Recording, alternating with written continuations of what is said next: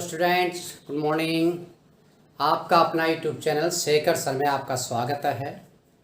आज का टॉपिक वही पॉलिनोमियल बहुपद एक्सरसाइज 2.2। मैंने पिछले वाले वीडियो में 2.1 कंप्लीट करवाया था और 2.2 के जितने भी एग्जाम्पल थे उनको मैंने पूरा करवाया था। आज इस वीडियो के माध्यम से हम एक्सरसाइज 2.2 करेंगे, ठीक, और अगले एक्सरसाइज के कुछ एग्जाम्पल भी करेंगे।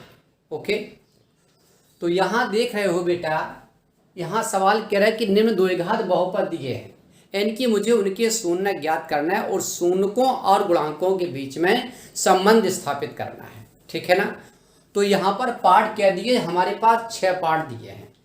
अगर आप पिछले वाली वीडियो को देखेंगे तो पाएंगे कि सवाल नंबर आपका ये पहला उसी माध्यम से है, उसी प्रकार का है, ये भी उसी प्रकार का है और ये भी उसी प्रकार का, ठीक है ना। ये 3 सवाल उसी प्रकार के, बल्कि कह सकते हैं ये भी सवाल उसी प्रकार का है, ठीक। अंतर क्या है? अंतर केवल यहाँ है कि यहाँ पर एक्स स्क्वायर का गुणांक दिया है, यहाँ पर नहीं है, जबकि यहाँ पर एस यानी कि यहाँ पर भी एक्स गुणांक दिया है।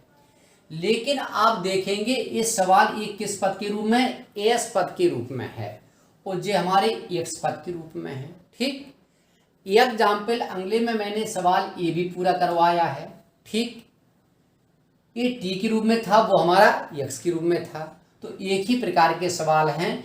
इन सवालों को फिर भी हम समझाएंगे दोबारा ताकि आप क्लियर आपका कॉन्सेप्ट हो सके, ठीक है ना। तो बात करते सेकंड सॉल्यूशन की, निकालते सेकंड सवाल का। यहाँ पर हम सॉल्यूशन आपको समझाएंगे। तो देखो, अगर एस के पदों के रूप में है बेटा तो एस मान लेना कोई बहुपद को, अगर एक्स के पदों में है तो एक्स मान लेना, टी दिया है तो टी मान लेना। तो यहां मानेंगे माना कि पी एस बराबर 4s square minus 4s plus 1, ठीक। फार्मूला कहता है कि अगर इसका द्विघात आप बहुपद लिखें तो ax square plus bx plus c, इस रूप का ये सवाल है, ठीक। तो यहाँ नियम कहता है कि c का गुणा a में करके, प्राप्त गुणनफल के आप ऐसे 2 गुणनखंड करो जिनका योग या अंतर इस b के बराबर हो जाए, ठीक है ना। इसको मैंने समझाया।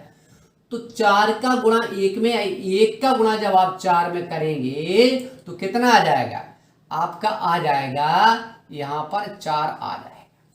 और 4 के हम ऐसे फैक्टराइजेशन करेंगे क्योंकि यहाँ पर c प्लस में है, यहाँ पर जो c है वो प्लस में है, जिसको जोड़ने पर हमारा 4 ही आ जाए।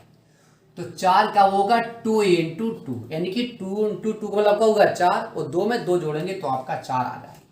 तो इसका गुणनखंड क्या होगा, 4s स्क्वायर माइनस 2 प्लस के 2 इंटू एस लगा दीजिए और प्लस के 1। 4s स्क्वायर आप लिखे रहेंगे, एस का इधर से गुणा होगा, इधर से माइनस का गुणा होगा बेटा। तो एस का 2 में होगा तो माइनस के 2s हो जाएगा, और माइनस का प्लस में होगा तो पहले तो माइनस होगा, जब एस का 2 में होगा तो बेटा 2s हो जाएगा, कन्फर्म होगा, प्लस 1। अब यहाँ पर आप देख रहे हैं पहला पेयर आपका ये बन गया, पहला पेयर यहाँ से बन गया और दूसरा आपका यहाँ से बन गया, ठीक। तो इस वाले पेयर में आप देख रहे हैं कि 2s क्या है हमारा कॉमन है, ठीक है ना। तो 2 का भाग 4 में दिया तो 2 आया, 1 s कम हो गया क्योंकि भाग में घातें बेटा घटती हैं, यहाँ पर घातें 2 और यहाँ पर घातें 1 मानेंगे तो आपका घट जाएगी। माइनस का माइनस लगाया, 2s से 2s चला गया यानी कि केवल 1 आया। यहाँ पर देख रहे हैं कुछ भी कॉमन नहीं है क्योंकि यहाँ पर 1 लगा हुआ अकेला, इसका मतलब 1 तो कॉमन बनता है, कन्फर्म होगा बेटा। तो 1 यहाँ से कॉमन होगा, ठीक। आपका 2s रहेगा, जब माइनस का भाग प्लस में देंगे तो आपका माइनस हो जाएगा, ठीक है। तो हम देख रहे हैं कि दोनों आपके ब्रैकेट के अंदर जो बहुपद लिखा होगा वो व्यंजक लिखा होगा, बहुपद लिखा होगा वो किस प्रकार का, बिल्कुल समान प्रकार का है। इसका मतलब हमारा फैक्टराइजेशन सही हो गया। अब आप इन दोनों में से कि जो चीज़ कॉमन है उसको आप लिख लें 2s माइनस 1, और जो चीज़ समान है उसमें से किसी एक को उतार लें, ज़्यादा दिमाग लगाने की आवश्यकता नहीं है, आपका फैक्टराइजेशन हो गया। अब ये शून्य यानी कि गुणनखंड हो गए हमारे। अब हमें इसके निकालने शून्यक, तो शून्यक हम तभी ज्ञात कर पाएंगे तो जो PS है जब तक इसको शून्य नहीं मानेंगे गुणनखंड नहीं होंगे। तो यहाँ पर क्या आ जाएगा, ये आपका इधर आएगा यहाँ तक, तो ये PS है। PS की वैल्यू जब शून्य रखेंगे तो ये क्या बन जाएगा 2s minus 1 into 2s minus 1 बराबर 0। यानी कि यहाँ पर देखा दोनों फैक्टर बराबर आ रहे हैं। ठीक है, जब बराबर आ रहे हैं तो अगर यहाँ से मान निकालेंगे कि चूंकि 2s माइनस 1 बराबर 0 तो 2s बराबर 1 हो जाएगा, s बराबर 1/2 हो जाएगा। हो सकता नहीं दिख रहा होगा बेटा आपको, तो इसका गुणनखंड हम क्या करते हैं, इसके गुणनखंड यहाँ करते हैं। ठीक है, चलो देखो, तो चूंकि यहाँ पर क्या हो जाएगा कि 2s माइनस 1 बराबर 0, तो ये आपका 2s माइनस 1, इसको ले जाएंगे 1 को इधर ले जाएंगे, कोष्टक यहाँ से हटा दीजिए, तो ये 2s आपका हो जाएगा बराबर 1, और s की वैल्यू निकालेंगे तो 1/2 हो जाएगा। इसी प्रकार से अगर इससे भी निकालेंगे, दोनों ही समान हैं, तो यहाँ पर भी s की वैल्यू 1/2 हो जाएगी। ठीक है ना, तो पहले शून्यक को हमने क्या माना, अल्फा माना, 1/2 आ गया, दोनों ही समान है, ठीक, कोई बात नहीं है। दूसरे को क्या माना, बीटा माना, इसका भी 1/2 आ गया, दोनों ही समान है। ठीक है ना, इस प्रकार से मैंने इस बहुपद के शून्यकों को ज्ञात कर लिया। अब मुझे शून्यक और गुणक उसके गुणांकों के बीच संबंध ज्ञात करना है, तो जैसा कि मैंने आपको फार्मूला में समझाया था, तो हम देखते हैं कि क्या शून्यकों का जो योगफल होता है वो अल्फा प्लस बीटा बराबर माइनस x का गुणांक अपॉन x स्क्वायर का गुणांक, ये सूत्र होता है। ठीक है, x के पदों में, क्योंकि x मैंने बहुपद माना था, लेकिन मेरे पास यहाँ पर बहुपद में x तो नहीं है, s है, तो हम क्या करेंगे, जहां पर x लिखा है वहां पर s लिख देंगे, और जहां पर x स्क्वायर लिखा था वहां मैंने s कर दिया। ठीक है ना, तो जिस पद में बहुपद है उसी पद में हम फार्मूला को क्या करेंगे, एडजस्ट करेंगे। तो अल्फा कितना दिया, 1/2, बीटा कितना दिया, 1/2, एस का गुणांक कितना है, -4, और माइनस यहाँ लगा, माइनस यहाँ लगा, माइनस यहाँ है, तो माइनस माइनस क्या हो गया, प्लस का 4 अपॉन एस स्क्वायर का गुणांक बेटा 4 है। हर बराबर है, एक और एक कितना होगा, 2/2, 2 से 2 कट गया 1 आ गया, 4 से 4 कट गया 1 आ गया। आप देख रहे हो कि 1 बराबर 1 बराबर आपका 1 आ गया, यानी कि यहाँ पर योगफल पर दोनों ही आपस में पक्ष बराबर हैं, तो सत्यता की जांच होगी। इसी प्रकार से आप क्या करेंगे, शून्यकों का गुणनफल ज्ञात कर लें। शून्यकों का गुणनफल अल्फा इंटू बीटा बराबर यहाँ पर अचर पद अपॉन एस स्क्वायर का गुणांक। ठीक है ना, तो गुणनफल क्या है, अल्फा 1/2 है, बीटा 1/2 है। ठीक है, अचर पद आप देखेंगे तो अचर पद यहाँ पर केवल बेटा 1 है, और एस स्क्वायर का गुणांक 4 है। 1 का गुणा 1 में करेंगे तो 1 आ जाएगा, 2 गुणा 2 करें 4 हो जाएगा, ये आपका 1/4 आ गया। इसका मतलब हुआ कि गुणांकों और एक फल पर दोनों ही पक्ष आपस में कैसे हैं, बिल्कुल समान है। तो इसका मतलब है हमारे गुणांक और शून्यक के बीच में जो सत्यता की जांच है, जब दोनों पक्ष बराबर आ जाते हैं तो क्लियर हो जाती है। ठीक है ना, इसका स्क्रीनशॉट ले लीजिए आप। नेक्स्ट आपका सवाल चौथा हम समझाते हैं। ठीक है ना, चौथा सवाल हम समझाते हैं। तो देखो चौथे का सॉल्यूशन बेटा क्या है, 4u² यानी कि मान लेंगे, फिर माना कि PU बराबर 4u² प्लस के 8u, यानी कि अगर u के पदों में है तो u लिखोगे, जिस पद में है उसी को हम बहुपद मान लेंगे। तो यहाँ पर हम देख रहे हैं कि दोनों में कॉमन क्या है, 4u कॉमन है, जब 4u कॉमन लेंगे तो यहाँ से 4 से 4 चला जाए, ये घात कम हो जाएगी तो u बचेगा, और 4 का भाग 8 में लेंगे तो 4 दूनी 8, u से u कैंसिल हो जाएगा, आपका ये गुणनखंड हो गया। क्लियर बात है। फिर वही बात है कि जब तक हम pu बराबर 0 नहीं मानेंगे इसके गुणनखंड हम शून्य नहीं ज्ञात कर पाएंगे। ठीक है ना, गुणनखंड तो कर दिया हमने लेकिन शून्य ज्ञात नहीं कर पाएंगे। तब क्या होगा हमारा 4u और u प्लस 2 बराबर 0।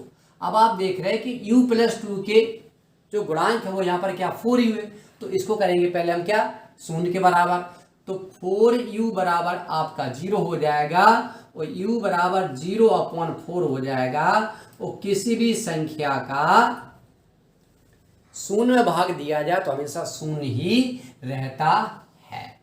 इसी प्रकार से आप देखेंगे कि u प्लस 2 बराबर आपका 0 हो गया, तो यहाँ पर u बराबर -2 आ गया। ठीक है ना, तो यहाँ पर हम कह सकते हैं कि अल्फा का मान है वो शून्य हमने ले लिया, और बीटा का मान यहाँ से मैंने -2 ले लिया। ठीक है ना, अल्फा और अब यहाँ पर मुझे सत्यता की जांच करना है, तो चाहो तो आप लिख दो कि सत्यता की जांच। अगर लिखना है तो भी ठीक है, ना लिखो कोई दिक्कत नहीं, ठीक है, लिखोगे बेटर रहेगा। ठीक है ना, तो हम क्या करेंगे सत्यता की जांच में, फिर वही क्या कि शून्यकों का योगफल अल्फा प्लस बीटा बराबर, यानी कि आपका -u का गुणांक अपॉन u स्क्वायर का गुणांक है। क्यों? क्योंकि बहुपद आपका u के पदों में है तो u ही लिखा जाएगा। तो अल्फा का मान यहाँ से 0 है और बीटा का मान यहाँ पर -2 है। ठीक है, ब्रैकेट के अंदर मैंने इसको लिख लिया, प्लस लगा हुआ है। अब u का गुणांक अगर देखेंगे बहुपद से तो u का गुणांक आपका बराबर में 8 है, लेकिन माइनस लगा तो माइनस आपका लिखा रहेगा। u स्क्वायर का गुणांक आपका 4 है, 4 से काटेंगे 8 को तो 2 बार जाएगा, और यहाँ पर शून्य का प्रभाव नहीं पड़ेगा तो केवल यहाँ से -2 रहेगा, और ये माइनस यहाँ पर लगा हुआ तो आपका ये माइनस का 2a भी रहेगा। दोनों पक्ष आपके कैसे आ गए बेटा, बराबर आ गए। इसका मतलब यहाँ पर ये फल पर सत्ता की जांच हो जाती है। इसी प्रकार से हम कह सकते हैं कि शून्यकों का गुणनफल, तो शून्यकों का गुणनफल अल्फा इंटू बीटा बराबर अचर पद अपॉन एक u स्क्वायर का गुणांक। हालांकि ये c/a होता है और जे माइनस के b/a होता है, लेकिन हमने इन सवालों में b/a और c/a का इस्तेमाल नहीं किया।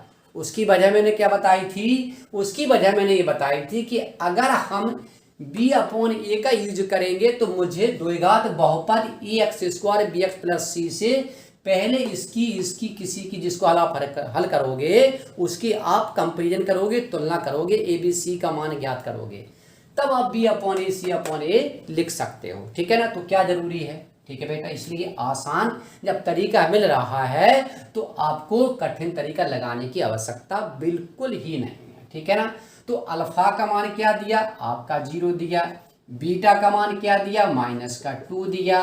अचर पद देखेंगे बहुपद से तो अचर पद यहाँ पर आप देख रहे हैं अचर पद कहीं पर ही नहीं है, तो अचर पद का मतलब होगा है ही नहीं है तो 0 माना जाएगा जब नहीं है तो। ठीक है ना, और u स्क्वायर का गुणांक आपका 4 है। ठीक है ना, 2 का गुणा शून्य में करेंगे या -2 गुणा शून्य में करेंगे तो भी बेटा शून्य रहेगा, और 4 का भाग शून्य में देंगे तो भी हमारा शून्य रहेगा। यानी कि यहाँ पर दोनों पक्ष आपस में कैसे आ जाते हैं, बराबर आ जाते। इस प्रकार से योगफल और गुणनफल पर इसकी सत्यता की जांच हो जाती है। ठीक है ना, तो मैंने इसको बताया, इसको भी मैंने बता दिया। ठीक है ना, तो इस प्रकार से शेष सवालों को आपको समझ में आया होगा, निश्चित है आप कर लेंगे। चलो ठीक है, इसको भी फिर दोबारा कर देते हैं, इस सवाल को भी हम यहाँ पर कर देते हैं, कोई दिक्कत नहीं है। ठीक है ना, हालांकि मैंने बता दिया है एग्जाम्पल में, लेकिन फिर भी हम यहाँ पर हम कर देते हैं। ठीक है, इसको देख लेंगे। ठीक, तो यहाँ पर हम ये कर देते हैं। ठीक, चलो इसी को ले लेते हैं, या इसको ले लो, चलो इसको ले लेते हैं। ठीक है, तीसरा देख लो, तीसरा सॉल्यूशन देखें आप। ठीक है ना, कोई दिक्कत नहीं है। देखो तो देखो तीसरा आप देख रहे हो कि फिर माना कि x के पदों में तो पी एक्स बराबर 6x² माइनस 3 माइनस 7x। अब यहां पर सोचने वाली बात है कि इसमें थोड़ा पद परिवर्तन जब तक नहीं करेंगे तब तक सवाल के फैक्टर नहीं कर पाओगे। अचर पद को हमेशा लास्ट में लाना जरूरी है। तो यहां जो हो जाएगा पी एक्स बराबर 6x² माइनस 7x माइनस 3, ठीक है ना। अब यह सवाल आपका किस रूप में आ गया? ये सवाल आपका द्विघात बहुपद के रूप में आ गया, ax² प्लस bx प्लस सी के रूप में। उस सी का गुणा हम हमेशा किस में करते हैं? ए में करते हैं। तो जब आप सी का गुणा यानी कि 3 का गुणा जब आप किस में करोगे? 6 में करोगे तो क्या हो जाएगा? 6 तिहाई आपका 18 हो जाएगा। अब मुझे 18 के ऐसे गुणनखंड करना है कि जो मध्य पद वाला भाग है वो आ जाए, ठीक। तो यहां पर क्या पॉइंट वाली बात है कि अगर ये अचर पद माइनस में है तो माइनस में घटाने पर आएगा, अगर ये पद आपका प्लस में है अचर पद तो इसका मान हमेशा जोड़ने पे आएगा, ठीक है ना। तो यहाँ पर आपके जो फैक्टर होते हैं 18 के वो 9 गुणित 2 होते हैं, क्योंकि 9 में से जब 2 जाएगा तो निश्चित ही 7 आपका बचेगा, ठीक है ना। 7 आपका बचेगा, ठीक है। ये क्लियर होगा इस प्रकार से। और 9 दूनी 18 भी हो जाता है, क्लियर बात है। यहाँ पर देखो तब इसके फैक्टराइजेशन क्या होंगे? तब आपका पी एक्स तो लिखा ही रहेगा। तो आपका 6x² माइनस 9 में से बेटा 2 चला गया इंटू यहाँ पर x माइनस के आपका 3 आ गया, ठीक है ना। तो यहाँ पर 6x² जब कोष्टक हटाएंगे तो माइनस का गुणा हो जाएगा, तो माइनस के आपके 9x हो जाएंगे, माइनस माइनस प्लस का आपका 2x हो जाएगा माइनस 3।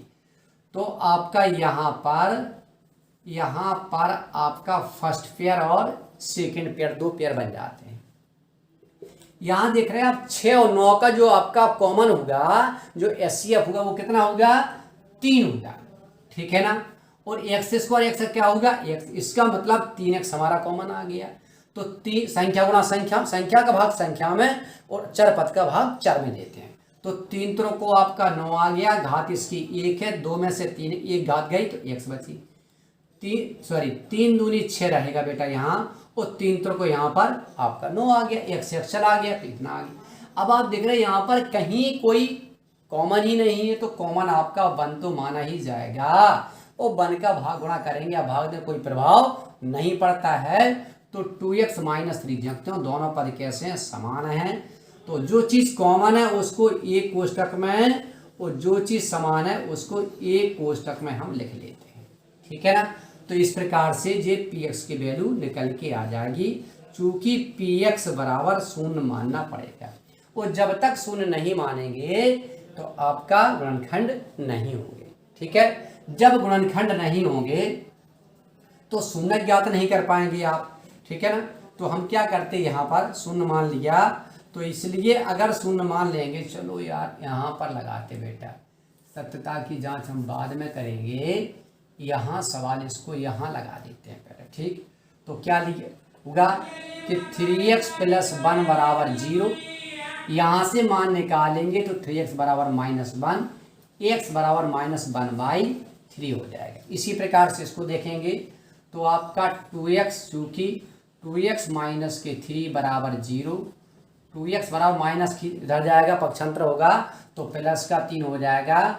और जब किसी का मान निकालते यदि उसमें आपका एक गुणा है तो हमेशा पक्षांतर जब होगा तो हमेशा उसका भाग लग जाएगा।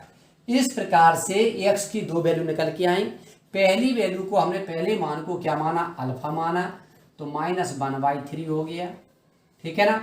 दूसरे को हमने बीटा माना तो 3/2 हो गया, ठीक है। इस प्रकार से हमने इसकी क्या 0 ज्ञात कर ली। अब यहाँ पर है सत्यता की जांच, सत्यता की जांच हम करेंगे, ठीक है ना। तो जांच में वही है, ठीक है, शून्यकों का एक फल और गुणनफल। तो यहाँ लिखते हैं हम कि शून्यकों का जो आपका योगफल होगा वो अल्फा प्लस बीटा बराबर -x का गुणांक अपॉन एक्स स्क्वायर का गुणांक, ठीक है ना। तो बहुपद यहां नहीं देखेंगे, हम यहां देखेंगे, बहुपद को हम यहां पर देखेंगे। क्यों? जे वाला यहां देखेंगे। क्यों देखेंगे? क्योंकि यहां पर हमने इसका जो मानक रूप था वो नहीं था, स्टैंडर्ड फॉर्म नहीं था, तो मैंने इस सवाल को, इस बहुपद का स्टैंडर्ड फॉर्म जे हो गया। और मैंने आपको बताया था कॉन्सेप्ट में कि स्टैंडर्ड फॉर्म क्या कहलाता है, जब किसी घातों को घटते क्रम में या बढ़ते क्रम में लिखोगे तो हमारा वो स्टैंडर्ड फॉर्म कहलाता है। इसलिए यहाँ से देखेंगे तो अल्फा का मान तो बेटा माइनस के 1/3 हो गया, बीटा का मान माइनस के 3/2 हो गया। क्लियर बात है। अब यहाँ पर एक्स का गुणांक यहाँ पर जो है वो माइनस का 7 है और यहाँ पर माइनस है तो प्लस का 7 हो गया। एक्स स्क्वायर का गुणांक आपका 6 आ गया। इसकी बेटा एलसीएम ले लो तो 6 आ जाए। 3 का भाग 6 में दिया, 2 बार जाएगा, 3 दूनी 6 माइनस का 2 एकम 2, 2 का भाग 6 में 2 तिहाई 6 तो 3 त्रिको 9 हो गया। 7/6 ज्यों लिखा रहेगा, 9 में से 2 चला जाएगा तो 7/6 और 7/6, यानी कि यहाँ पर एक फल पर सत्यता की जांच यहाँ पर हो जाती है, ठीक है, क्योंकि दोनों पक्ष आपके कैसे बेटा तो बराबर है। क्लियर बात है। उसके बाद शून्यकों का गुणनफल, तो गुणनफल आप करोगे अल्फा बीटा, तो आपका अचर पद अपॉन एक्स स्क्वायर का एक गुणांक हो जाएगा। तो अल्फा का मान फिर देखेंगे, माइनस के 1/3 दिया, बीटा का मान 3/2 दिया। अचर पद यहीं पर देखेंगे तो माइनस का बेटा 3 आ गया। एक्स गुणांक भी यहीं से देखेंगे तो आपका बेटा 6 आ गया, ठीक है ना। 3 से 3 कट गया और -1/2 आया। ये 3 का भाग देंगे, 3 एकम 3 दूनी 6, ये भी -1/2 आ गया, ठीक है ना। दोनों पक्ष कैसे हैं बेटा, ये दोनों पक्ष आपस के बराबर हैं, तो ये भी गुणनफल एक प्रकार सत्यता की जांच हो जाती है, ठीक है ना। तो इस प्रकार से इन सवालों को आप क्या करोगे, होमवर्क में ले जाओगे, इन सवालों को होमवर्क में करोगे, प्रयास करेंगे आप आ जाएगा, इसका भी आप होमवर्क में करोगे, ठीक है ना। तो इन सवालों को इस प्रकार से आपको करना है। तो नेक्स्ट इस एक्सरसाइज का सवाल नंबर 2, ये लास्ट सवाल है, ठीक है बेटा। अब हम इसमें एग्जाम्पल नहीं करवाएं। तो यहाँ पर आप देख रहे हैं कि एक द्विघात बहुपद ज्ञात करना जिसके हमें शून्यकों का योगफल और गुणनफल नीचे दिया गया है। तो मेरे पास यहाँ पर 1 से लेके 6 तक पार्ट दिए हैं, तो इसमें से हम कुछ पार्टों को बताएंगे, ठीक है। तो पार्ट्स आप देखेंगे, पार्ट नंबर आपका ए, पार्ट नंबर आपका 6वां और पार्ट नंबर आपका ये 4था। 2 पार्ट ऐसे हैं जिनको हम उदाहरण के माध्यम से आप लगा लोगे, बिल्कुल सिंपल है, बहुत छोटी छोटी संख्याएं हैं। तो इन दोनों पार्टों को हम होमवर्क में ले जाएंगे, ठीक है ना। अब और शेष को बताते समझाते, तो आपका होमवर्क करना है, इनको देख करके आप लगा लोगे, 100% लगाओगे, हम इस प्रकार से आपको समझा देंगे। तो यहाँ पर आप देख रहे हो सॉल्यूशन हम पहले ही का देखते हैं, ठीक है। तो यहाँ पर स्पष्ट है, ऊपर दिया है कि शून्यकों का योगफल, तो यहाँ पर शून्य यानी कि शून्यकों का आपका योगफल है वो कितना है, इसको हम अल्फा प्लस बीटा भी लिख सकते हैं। तो शून्यकों का जो योगफल है वो हमारा कितना दिया, 1/4 दिया। और यहाँ पर शून्यकों का बेटा जो गुणनफल है वो अल्फा इंटू बीटा यानी कि -1, ठीक है ना। अब हमें सब सीधा सीधा योगफल गुणनफल दिया है, तो फिर मुझे यहाँ पर अल्फा बीटा के मान निकालने की आवश्यकता बिल्कुल ही नहीं है। तो सीधा सूत्र क्या होता है, द्विघात जो बहुपद होगा उसे हम मान लेंगे px। अगर x की px, क्योंकि यहाँ पर शून्य का योगफल गुणनफल दिया तो x ही मानेंगे, यही बेस होता हमारा, ठीक है ना, px। तो क्या होता है k एक्स स्क्वायर माइनस, यहाँ पर लिखेंगे हम शून्यकों का योग इंटू एक्स प्लस शून्यकों का गुणनफल, ठीक है ना। ये हमारा फार्मूला है। आप चाहो तो यहाँ पर अल्फा प्लस बीटा भी लिख सकते हो और यहाँ पर अल्फा इंटू बीटा भी लिख सकते हो। ठीक है बेटा, तो यहाँ पर आप देख रहे हैं इसका हल कि एक्स स्क्वायर लिखा रहेगा माइनस शून्यों का एक फल जो दिया है वो 1/4 इंटू एक्स और प्लस शून्यों का गुणनफल दिया है वो -1 दिया है। ठीक है, तो प्लस का चिन्ह लगा तो प्लस लगा दिया, अगर गुणनफल माइनस में है तो माइनस मैंने ब्रैकेट में कर दिया। अब आप देखो यहाँ कि आपका लिखा रहेगा, ठीक है ना, यहाँ एक्स स्क्वायर लिखा रहेगा, इसको क्या लिख सकते हैं 1/4x प्लस इंटू माइनस आपका माइनस हो गया। इस प्रकार से जो हमारा क्या आ गया, द्विघात बहुपद आ गया। लेकिन आप देख रहे हैं कि यहाँ पर जो अचर पद है इसका मान भिन्नात्मक है, और जबकि द्विघात बहुपद क्या कहता है, ये कहता है ax² plus bx plus c, इस रूप का होना चाहिए द्विघात बहुपद। लेकिन यहाँ पर अचर पद कैसा है, गुणांक में है, ठीक, अपॉन में भिन्नात्मक है।